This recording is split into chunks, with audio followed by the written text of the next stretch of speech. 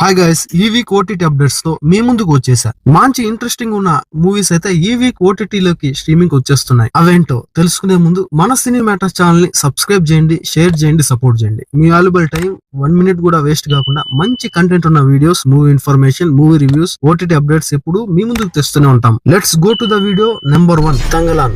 రంజిత్ గారు డైరెక్ట్ చేసిన ఈ మూవీలో చియాన్ విక్రమ్ గారు మెయిన్ రోల్ నటించారు. ఆగస్టు 15న థియేటర్స్ లో రిలీజ్ అయిన ఈ మూవీ దాదాపు 4 months తర్వాత ఇప్పుడు ఓటీటీలోకి స్ట్రీమింగ్ వచ్చేసింది. ఇది ఒక historical periodic drama adventure movie.